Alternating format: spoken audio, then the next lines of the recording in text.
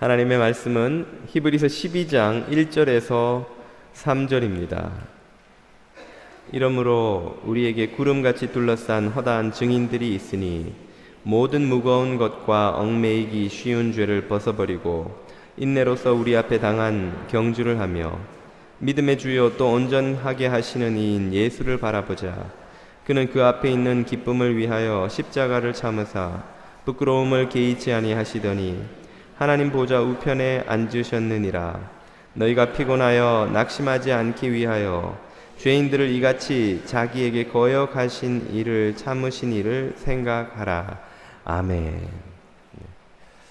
지난달 18일에 한국을 방문했던 프란체스코 교황이 4박 5일간의 일정을 마치고 한국을 떠났습니다. 이 교황의 4박 5일의 방한 일정은 비단 이 캐톨릭 신도들뿐 아니라 한국민 전체에게 큰 관심과 반향을 불러일으켰습니다. 언론이 그의 일거수일투족을 거의 생중계하다시피 쫓아다니면서 보도했었고요. 또 많은 사람들이 이 교황의 이 행적과 언행을 주목해서 듣고 보고 했었는데요.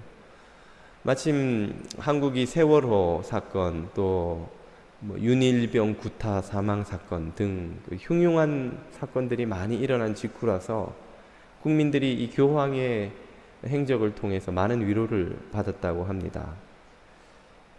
인천에 있는 어느 성당에 주교가 쓴 글을 보니까 교황이 방한한 후에 돌아간 후에 그 주일 미사에 눈에 띄게 그 미사 드리는 신도들이 늘어났다 하는 그런 글을 쓴 걸 본 적이 있습니다.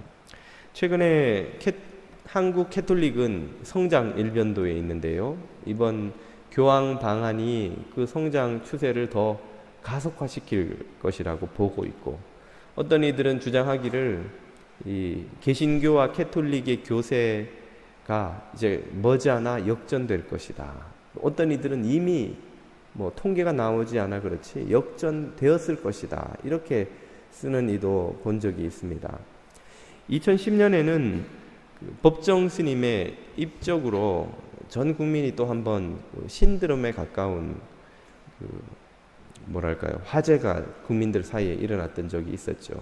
법정 스님의 그 글, 스님이 입적하시기 전에 내 출판한 글들은 다 절판시켜라. 그렇게 유언을 했다고 해서 더더욱 그분의 그 절판된 책을 구하는 것이 무슨 큰 미션이 되어서 많은 사람들에게 그 글이 읽히고 관심을 끌고 또 그분의 생애가 언론을 통해 주목받기도 했습니다. 통계로 확인할 길은 없지만 어떤 글에는 이 법정 스님의 입적 사건 하나만으로 불교도가 50만이 늘었다, 이렇게 주장하는 글도 제가 읽어본 적이 있습니다.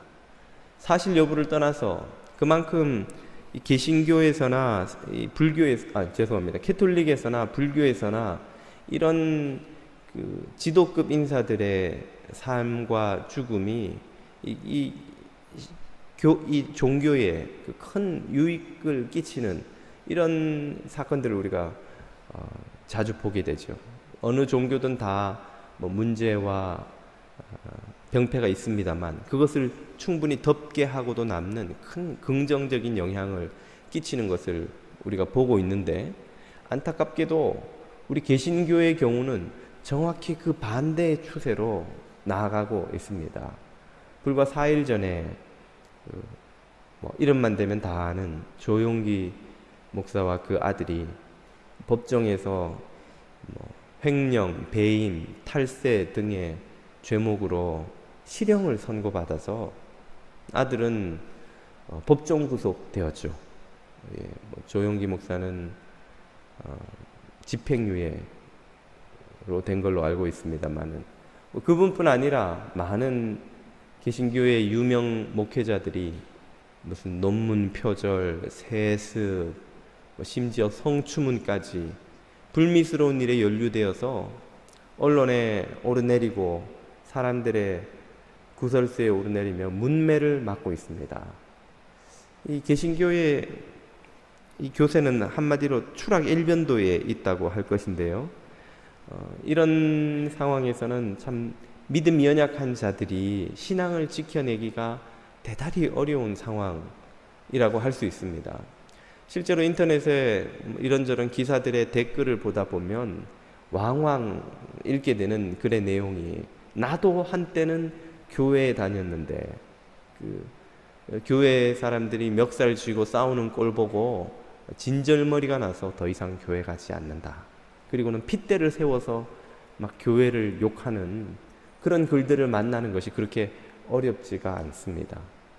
얼마나 많은 개신교인들이 소리 소문 없이 교회를 떠나고 있는지 모른다는 것이죠. 한국의 종교 교세 통계는 10년마다 한 번씩 문공부에서 한다고 하는데요. 2008년에 한 번 했고 2018년에 또 한다고 합니다. 우리가 그 사이에 있으니까 지금 정확한 성장 추이를 알 길이 없어서 그렇지, 어떤 사람들은 벌써 한국교회 교세는 반토막 난 지 오래일 것이다, 캐톨릭에 이미 역전당했을 것이다, 이렇게 보는 이들도 있습니다. 참 신앙을 지켜나가기 어려운 시대가 되었다는 것이죠. 믿음이 연약한 이들이, 또 특별히 새롭게 복음을 접하고 전도 받은 이들이 이제 막 기독교 신앙을 알아가려고 하는 차에 그런 불미스러운 사건들이 터지고 그런 소문들을 듣게 되면 믿음이 시험에 드는 것이죠.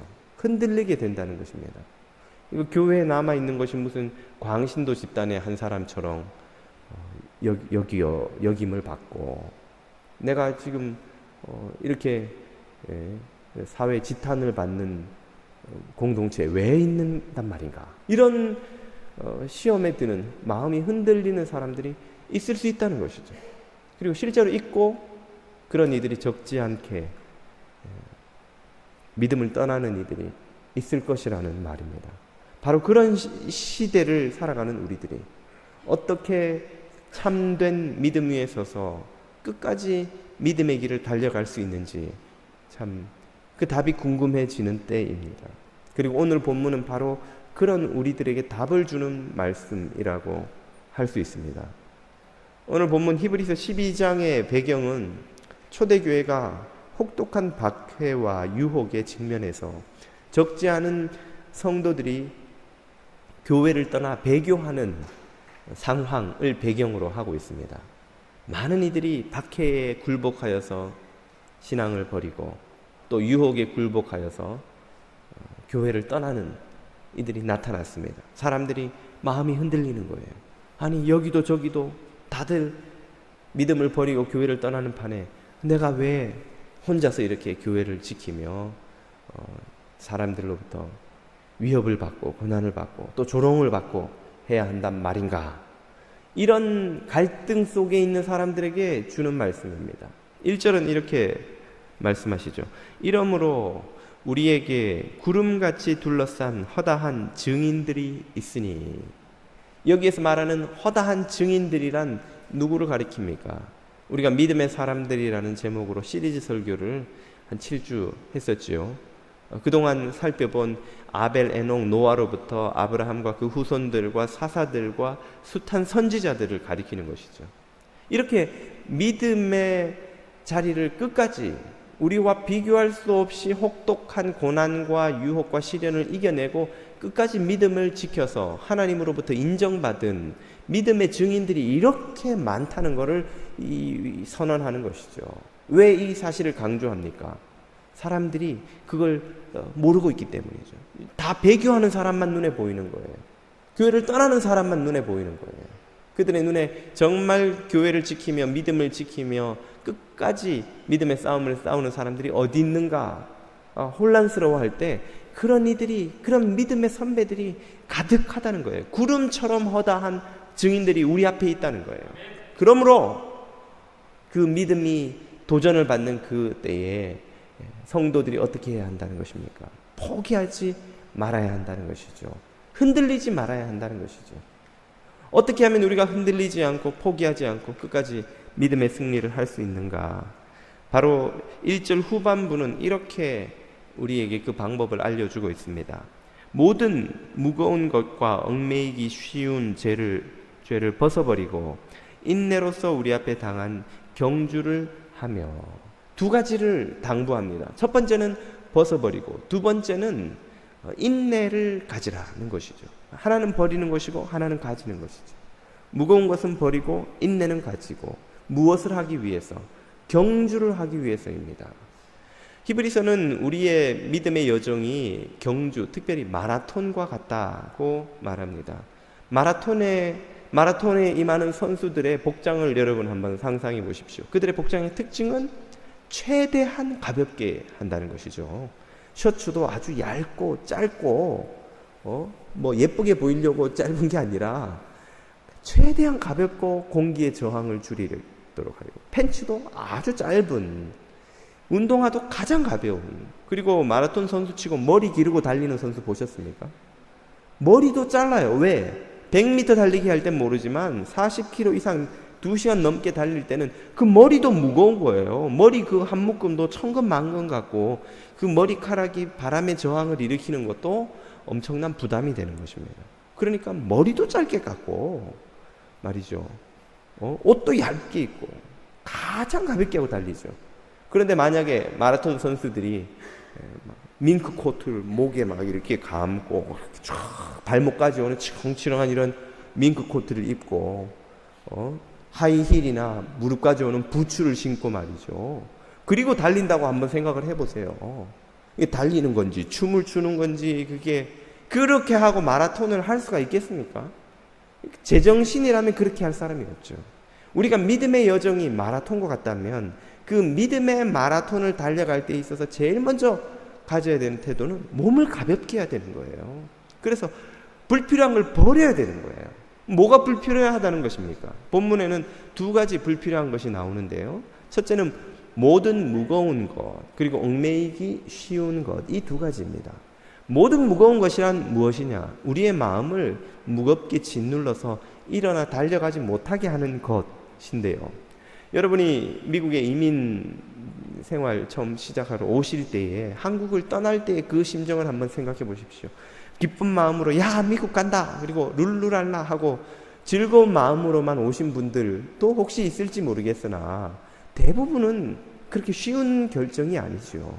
한국을 떠나려고 보니까 참 마음을 무겁게 하는 게 많은 거예요.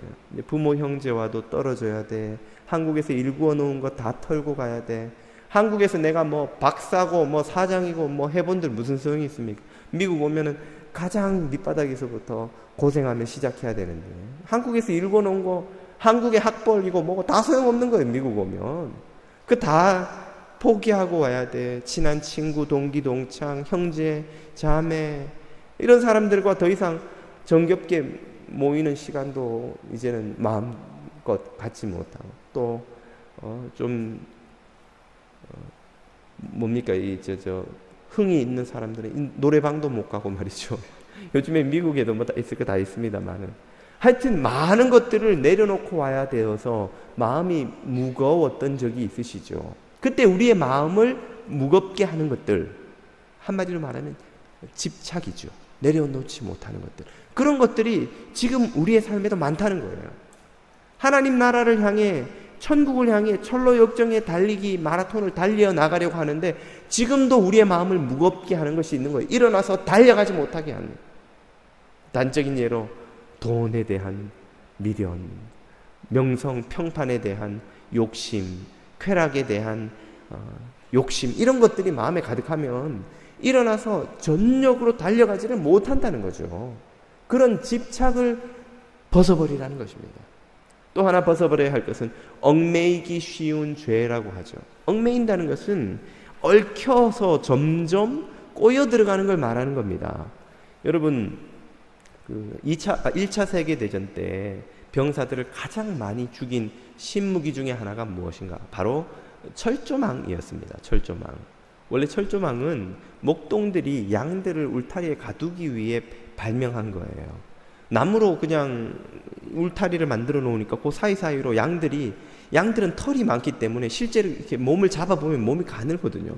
쑥쑥 빠져나가 버리니까 관리가 안 되는 거예요. 뭐 어떻게 하면 좋을까 고민하다 발명한 게 철조망입니다. 철조망 발견한 목동이 그 특허로 돈을 엄청 벌었다고 하는데, 하여튼 그 철조망을 만들어 두니까 이 목동이, 이 양들이 빠져나가다 이 털이 다 걸려가지고 못 빠져나가는 거예요. 근데 그런 용도로 쓰던 철조망을 1차 세계대전 때는 진지를 지키기 위해서 주변에 치는 보호 이 장애물로 썼던 겁니다.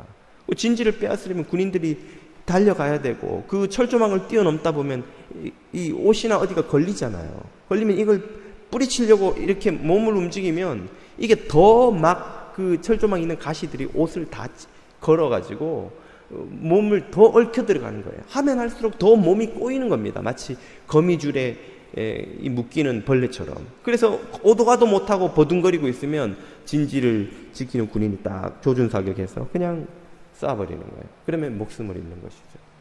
그 철조망이 얼마나 많은 군인들이 목숨을 잃었는지 모릅니다. 이 철조망 같은 게 바로 얽히기 쉬운 죄인 거예요. 우리가 죄를 한 번, 두 번, 세 번 지을 땐 모르지만 그것이 네 번, 다섯 번, 여섯 번 반복되면 어느새 죄가 우리의 삶의 일부가 됩니다. 생각과 행위의 일부가 돼요. 그런 상태를 중독이라고 부르는 것입니다.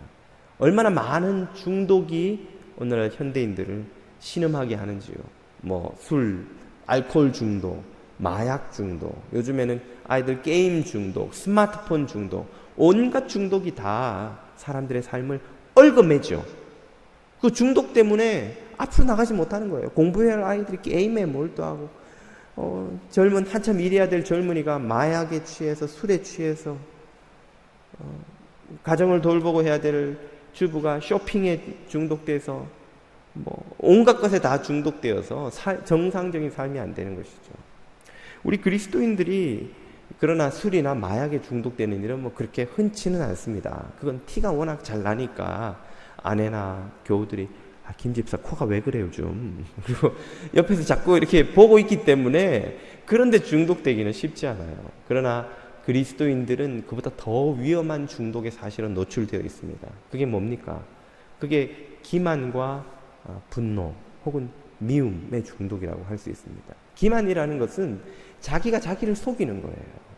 내가 내 모습을 자꾸만 왜곡하고 과장하고, 우리는 사람들에게 다 좋은 평가를 받고 싶은 욕구가 있죠. 사람들이 날 좋은 사람으로 봐주기를, 나는 잘못이 없고 나는 깨끗하고 나는 순전하고 나는 좋은 사람이라는 그런 평가를 받고 싶기 때문에 자꾸만 자기도 모르게 실제 자기 모습이 아닌 자기가 바라는 자기 모습에 대해서 자꾸 말하게 되고, 그게 반복되다 보면 나중엔 자기도 그 말을 믿습니다. 내가 어떤 사람인지 내가 하는 말에 대해서 내가 믿어요. 그 말과 내가 실제가 아닌 다른데 자기가 속고 있는 것입니다. 기만되고 있는 것이죠. 처음에는 그게 좀 어색한데, 내가 실제로는 안 그런데, 그래도 뭐 있는 그대로 말할 수 있나, 이렇게 좀 미안한 마음도 들지만 나중에는 그것이 자연스럽게 믿게 돼요. 자기도 그렇게 믿게 되는 것입니다. 자기를 기만하는 중독에 빠지는 거예요.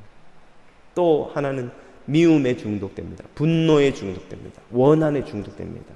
여러분, 중국 고사성어 중에 와신상담이라고 있죠. 춘추 전국시대 오나라와 월나라의 전쟁 가운데 생긴 고사입니다. 내 월나라 왕이 내 모욕, 오나라 왕에게 당한 수치를 내 잊지 않겠다. 그리고는 쓸개즙을 먹으면서 그 뭔가요가 아주 막 거친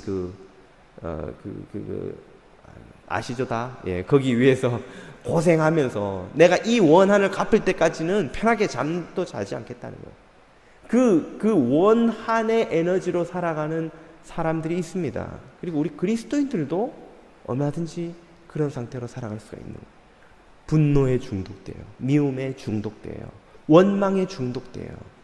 세상 모든 일이 원망스럽고 불평하고, 처음에는 그냥 불평을 한두 번 입으로 내뱉던 것이 나중에 반복되고 중독되면 불평하지 않고는 말이 안 됩니다. 내 삶의 이런 문제들을 누군가에게 탓을 하지 않으면 견딜 수가 없는 거예요. 내 잘못으로 이렇게 됐다고 인정하기가 너무 괴롭고 힘든 거예요. 누군가를 탓해야 되고, 누군가를 원망해야 되고, 세상을 원망해야 되고, 이것이 중독이 될 수 있다는 것입니다. 이게 왜 위험한가? 아까 말씀드렸듯이 술, 알코올에 중독되고 마약에 중독되는 건 금방 티가 나요. 사람들이 옆에서 다 경계를 시켜줘요. 아이고 김 집사 그러면 안 되지. 나랑 같이 치료 모임이라도 가자. 이렇게 도와줄 수가 있어요. 그러나 분노에 중독되고 기만에 중독되는 건 알아채기도 쉽지 않고 도와줘서 회복시키기도 쉽지 않아요. 그걸 인정할 수 없기 때문에 모든 중독자들의 공통된 문제는 인정하지 않는다는 거예요. 알코올 중독자들도 늘 하는 말이 내가 마음만 먹으면 언제든지 끊을 수 있다는 거예요. 문제는 마음을 못 먹는다는 거죠. 마음을 먹어도 소용없다는 걸 모르는 거예요. 우리에게 이런 중독에 얽어매이기 쉬운 죄가 있으면 믿음의 경주를 달려갈 수가 없습니다. 하나님 나라가 우리 시야에 들어오질 않아요. 그 분노로 눈이 가립니다. 기만으로 눈이 가려버리는 거예요. 그 집착에 우리의 시야가 맹인이 되어버려요. 시각장애인이 되어버리는 거예요. 하나님 나라가 보이지 않는데 어떻게 하나님 나라를 향해 마라톤을 향해 달려갈 수가 있습니까? 목적지가 어딘지를 모르는데 어떻게 달려갈 수가 있냐는 거예요. 그러므로 참 믿음의 길의 경주를 시작하려면 그 집착과 중독을 우리의 발에 있는 묶인 사슬을 끊어버리라는 거예요. 그래야 믿음의 경주를 시작할 수 있다는 거죠. 예. 오늘 저와 여러분에게 이 집착과 중독의 쇳덩이가 혹시 묶여 있다면 성령님의 은혜로 그리스도의 보혈의 능력으로 끊어버리고 자유케 될 수 있기를 축복드립니다. 우리가 그것을 끊고 나면 그 다음에는 무엇을 하게 됩니까? 달려나가게 되죠. 달려나갈 때 우리에게 제일 필요한 것이 무엇인지를 방금 읽은 이 1절은 이렇게 말했죠. 인내로서 우리 앞에 당한 경주를 하며 인내. 마라톤을 할 때 제일 중요한 건 인내입니다. 100m 달리기는 빨리 가는 게 중요해요. 그러나 마라톤은 빠른 게 중요한 게 아닙니다. 물론 1등 하면 더 좋지만 많은 사람들이 완주를 못해요. 왜? 너무 힘이 들기 때문에. 그 마라톤에서 제일 중요한 것은 끝까지 견디는 인내입니다. 그리고 이 인내를 우리에게 가르쳐 주시는 분이 누구십니까? 2절이 이렇게 소개해 주죠. 믿음의 주요 또 온전케 하시는 이인 예수를 바라보자. 예수님을 바라보라는 거예요. 왜 예수님을 봐야 합니까? 여러분, 바다에서 어둠이 짙으면 짙을수록, 그래서 어디로 가야 할지 모르고 헤매고 방황하면 할수록 더욱더 무엇을 찾기에 애를 써야 됩니까? 밝은 빛을 쏘아주는 등대를 찾아야 되는 거예요. 등대를. 어둡고 갈 바를 몰라서 어디로 가야 될지 모르겠다 한다고 배를 돌려서 어둠 속으로 더 들어가면 그 배는 망하는, 길을 잃고 마침내 방황 헤매다가 뒤집어져 풍랑에 망하고 말겠죠. 빛을 보고 등대를 향해 달려가야 되는 거예요. 이 시대 사람들이 진리의 등대를 잃어버리고 실망하고 낙심하고 어디로 가야 될지 몰라서 교회를 떠나고 이리저리 방황하고 또 교회 안에서도 진리를 향해 살아가지 않고 헛된 욕심과 집착과 중독에 빠져 헤매고 있을 때에 아이고 사람들이 다 이렇게 우르르 교회를 떠나네. 그리고는 같이 나도 교회를 떠나버릴까? 사람들이 막 여기저기 막 이 교회 저 교회 막 들쑤시고 싸우고 한다고 에라 까짓것 나도 한번 누구는 성질없나 나도 한번 구판 같이 벌여보자. 그리고 얼쑤 좋다. 그리고 덤벼서 막 싸우는데 혈기 부리고 삿대질하고 하면 다 같이 망하는 거예요. 망하는 자리에 뛰어들어서 함께 망하는 것입니다. 그런 교인들이 있나요, 목사님? 여러분 교계 신문을 한번 열어보십시오. 지금도 교회에서 삿대질하고 경찰이 출동하고 지지파, 반대파, 무슨 파, 양파 해서 막 파가 나누어서 싸우는 이들이 있습니다. 그 사람들은 어디 처음부터 나는 교회를 망하게 하려고 작정해서 하고 시작하는 사람들이 어디 있겠어요. 다 길을 잃어버린 거예요. 교회 오니까 다 이렇게 목소리 높이고 싸우는 데인가 봐. 그리고 같이 막 싸우고 목사도 싸우고 장로도 싸우는데 까짓거 내가 집사 권사인데 내가 나라고 참을 거 있나. 그리고 나도 할 말 있다. 그리고는 같이 삿대질하고 싸우고 길을 잃으면 다 같이 망하는 거예요. 그렇게 바다가 어두우면 어두울수록 더욱더 진리의 등대 되시는 믿음의 시작이요 완성자이신 예수 그리스도를 바라보아야 하는 것입니다. 저와 여러분이 이 예수님을 바라보는 자들 될 수 있기를 축복드립니다. 복 있는 사람은 악인의 꾀를 쫓지 아니하고 죄인의 길에 서지 아니하고 오만한 자의 자리에 앉지 아니하고 오직 여호와의 율법을 즐거워하여 그 율법을 주야로 묵상하는 자로다. 사람들이 믿음을 버리고 믿음의 자리를 떠나든, 사람들이 믿음을 떠나 혈기와 욕심으로 싸우고 다투든 말든, 나는 믿음을 지키리라. 나는 주의 말씀의 자리를 떠나지 아니하리라. 정말 교회를 사랑하는 사람은 그 혼란의 와중에서도 피눈물을 흘리며 기도로 교회를 지킵니다. 엘리야가 다 믿음을 떠나고 다 죽고 저 혼자 남았습니다 라고 했을 때 예수님, 여호와께서 내가 바알에게 무릎 꿇지 않은 7,000인을 남겨두었다. 내 사람들이 있다는 거예요. 세상이 다 망한 것 같고, 세상이 다 배교하는 것 같고, 세상이 다 부패하는 것 같고, 세상 목사들, 세상 교인들 다 변절한 것 같아도 순결한 마음으로 여호와의 율법을 즐거워하며 주의 말씀에 생명이 있는 줄 믿고 그 진리를 끝까지 지키는 하나님의 백성들이 있다는 거예요. 하나님은 그들을 통해서 교회를 다시 일으키실 것입니다. 한국교회가 추락을 거듭한다 할지라도 언젠가는 바닥을 치고 다시 일어날 때가 있을 줄 믿습니다. 그리고 그때를 위해 하나님은 7,000인을 아껴두시는 거예요. 예비해 두시는 거예요. 나의 백성, 나의 성도, 나의 자녀들을, 내 순결한 자들을 아껴두시는 거예요. 그런 이들이 어떤 이들입니까? 이 어둠 가운데서도, 이 혼란 가운데서도, 이 진리가 흐려진 세상 가운데서도 믿음의 주요 온전케 하시는 이이신 예수를 처음부터 끝까지 바라보기를 멈추지 않는 이들인 것입니다. 예수님이 우리에게 가르쳐 주시는 바를 2절 후반부에서 배웁니다. 그는 그 앞에 있는 기쁨을 위하여 십자가를 참으사 부끄러움을 개의치 아니하시더니 하나님 보좌 우편에 앉으셨느니라. 우리 주 예수 그리스도께서 가르쳐 주시는 진리는 참된 기쁨을 위해 우리가 고난을 견디는 인내를 배워야 한다는 것입니다. 고난 없는 영광 없으며 십자가 없는 부활 없다는 것을 예수님이 가르쳐 주시는 거예요. 우리는 다들 십자가 없는 부활과 영광을 자꾸만 보고 싶어 합니다. 여러분 지금도 인터넷에 들어가 보세요. 뭐 돈을 얼마만 맡기면 매달 몇 퍼센트의 이자를 주고 몇 년 안에 몇 배로 불려서 돌려준다는 정말 귀가 솔깃한 이야기들이 막 돌아다녀요. 얼마나 광고를 많이 하는지 모릅니다. 왜 그렇게 돈을 들여 사람들이 광고할까요? 거기 넘어가는 사람들이 있기 때문이에요. 사람들이 다들 고생 안 하고 쉽게 돈 버는 길이 있다고 믿어요. 그런 길은 없습니다. 거기 나오는 거 다 사기고 다 거짓말이에요. 쉽게 돈 버는 길, 고생하지 않고 성공하는 길, 편하게 뭔가 그 열매를 거두는 길, 수확하는 길, 그런 길은 없는 거예요. 그런 길은 마귀의 길이고 저주의 길이고 멸망의 길입니다. 참된 기쁨은 참 고난을 견뎌내는 인내 끝에 얻게 되는 것입니다. 부모가 자녀 하나 키우는 게 얼마나 여러분 힘이 듭니까?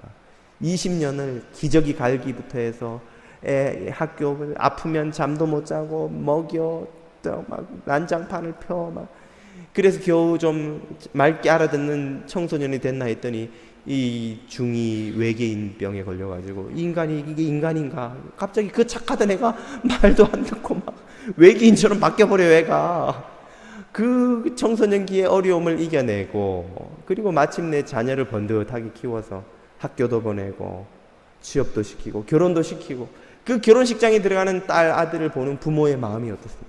말할 수 없이 기쁘고 보람찬 거예요. 그 보람을 얻는데 몇 년이 걸린다는 말입니다. 20년, 30년이 걸리는 거예요. 요즘은 한 40년 걸리는 분도 많이 계시지만 그 보람 한번 찾는데 몇십 년이 걸려요. 그 보람을 금방 못 찾겠다. 그러면 어떻게 합니까? 더 쉬운 방법도 있어요. 20불 주고 마약 한 대 맞으면 요즘은 좀 더 하나요? 제가 할 때는 20불이면 됐는데 마약 한 대 맞으면 기본 feel good 막 근심 걱정 다 날아가고 막 붕 뜬 것처럼 기분 좋아요. 아무 대가 지불 없이 아무 고생과 인내 없이 기쁨을 얻잖아요. 그 기쁨의 실체는 무엇입니까? 그건 저주인 거예요. 멸망인 거예요. 우리를 죽음으로 몰고 가는 거예요. 참된 기쁨은 고난 없이 얻을 수 있는 기쁨은 없습니다. 예수 그리스도를 닮는 우리 모두 예수 그리스도의 장성한 분량에 이르기까지 주님 닮기를 다 원하시죠. 주 예수 닮기를 내가 원하네. 그런데 거기 우리가 빼먹은 가사가 있어요. 고생 많이 할 거야. 예수님 닮으려면 고생을 많이 해야 됩니다, 여러분. 마음고생도 해야 되고요, 몸도 힘들고요, 사는 동안 편안한 길, 무슨 금수저 물고 태어나가지고 부잣집에 공주님, 왕자님처럼 자라는 인생에는 예수님 닮는 영광이 없는 거예요. 왜요? 우리 주님이 그런 삶을 살지 않으셨어요. 십자가 길을 하셨습니다. 예수를 더 깊이 닮기를 원하는 사람들일수록 더 많이 그리스도의 십자가의 길에 동참할 각오를 해야 되는 겁니다. 그걸 주님이 가르쳐 주시는 거예요. 참 믿음의 승리를 하고 싶다면, 참 그리스도를 닮는 자가 되고 싶다면 고난을 각오하라는 거예요. 인내를 준비하라는 거예요. 견디는 이 마음가짐을 가지라는 거예요. 그리고 참 그 인내의 열매는 영원한 생명이 주는 참된 기쁨인 것입니다. 이것을 주님이 우리에게 알려주시는 거예요. 또한 그 인내에는 사람들이 주는 많은 실망과 배신의 아픔도 있습니다. 3절을 한번 보십시오. 너희가 피곤하여 낙심하지 않기 위하여 죄인들이 이같이 자기에게 거역하신 일을 참으신 일을 생각하라. 죄인들이 주님을 거역한 일, 이게 무슨 말이냐면 주님이 마음고생을 많이 했다는 거예요. 주님을 비난하고 실망시키고 괴롭힌 사람은 바리새인 서기관뿐이 아닙니다. 심지어 예수님의 제자들도 예수님을 비난하고 몰리에로 예수님을 괴롭게 하였어요. 예수님께서 3번이나 십자가의 길을 간다고 예고하셨을 때 베드로가 그 마태복음을 보면 간하여라고 되어 있지만 그 원어는 비난하여 이런 뜻이에요. 예수님을 비난하고, 예수님 무슨 소리 지금 정신 나간 소리 하세요? 지금 우리가 당신 따라와서 다 한자리 할 거라고 기대에 부풀어 있는데 찬물을 끼얹어도 유분수지 말이죠. 주님이 지금 죽으시면, 십자가 지고 죽으면 우리는 어떻게 되라는 겁니까? 우리 같이 죽으라는 거예요? 베드로가 예수님을 비난한 거예요. 그래서 예수님이 사탄아 내 뒤로 물러가라. 예수님도 기분 안 좋으셨겠죠. 제자한테 비난받는데 기분 좋을 스승이 어디 있어요. 그래서 그런 심한 말씀을 기분 때문에 하신 건 아니겠지만 주님도 마음고생을 바리새인들한테만 한 게 아니고 이 제자들한테도 엄청 마음고생을 많이 하신 거예요. 그러나 주님이 끝까지 견디시고 인내하셨기 때문에 그 무지막지한 그 어리석은 제자들이 12사도가 되는 겁니다. 주님이 끝까지 십자가를 견디셨기에 오늘날 예수 그리스도의 십자가로 생명 얻는 복음과 교회가 온 세상 땅끝까지 전파되고 있는 거예요. 그러므로 예수 그리스도를 본받고자 하는 제자들은 그분의 이 인내를 본받아야 하는 것입니다. 사람들이 우리를 낙심시킵니다. 실망시킵니다. 믿었던 이들이 정말 우리를 아프게 합니다. 집에서 남편이 속썩이는 건 그렇다죠. 일터 가서 상처받는 건 그렇다죠. 교회까지 와서 내가 상처를 받아야 됩니까? 그런 경우가 또 얼마나 많습니까? 여러분, 그러나 교회에서도 우리는 상처받을 수 있습니다. 있고, 아멘. 너무 믿음이 좋으셔서 감사해요. 교회에서도 상처받을 수 있어요. 우리 준비해야 돼요. 교회는 천사들의 모임이 아닙니다. 죄인들의 모임이에요. 목사도 죄인이고 여러분, 제가 죄인입니다. 인정합니다. 허물이 많은 죄인입니다. 우리 성도들도 다 예쁘고 잘생겼지만 다 사실은 절망적인 죄인이에요. 하나님의 은혜가 없었으면, 십자가가 없었으면 감히 이 예배를 드릴 자격도 없는 죄인들이에요. 죄인들이 무슨 낯으로 여기 와서 예배를 드리나? 죄인이니까 은혜를 구하며 와 있는 거예요. 그걸 우리가 알아야 돼요. 그걸 알아야 우리가 서로 이해하고 받아들일 수가 있어요. 그 마음고생도 예수님을 닮는 인내의 중요한 부분이라는 것이죠. 그렇게 우리가 인내를 하며 견디며 예수 그리스도를 닮는 믿음의 길을 갈 때에 비로소 주님께서는 우리들을 정결한 주의 신부로 성화시켜 가시는 것입니다. 그리고 그런 이들을 통해서 주님께서 예비하신 7,000인의 자녀들, 성도들을 예비하시고 그들을 통해 교회를 다시 세우는 것입니다. 저와 여러분이 이 혼란한 시대에, 어두운 시대에 갈 길을 찾기 어려운 시대에 이 예수 그리스도의 인내를 배울 수 있기를 소망합니다. 예수 그리스도를 닮을 수 있기를 소망합니다. 그래서 주께서 쓰시고자 할 때에 준비된 7천인과 같은 정결한 신부로 예비되는 저와 여러분 되시기를 축복드립니다.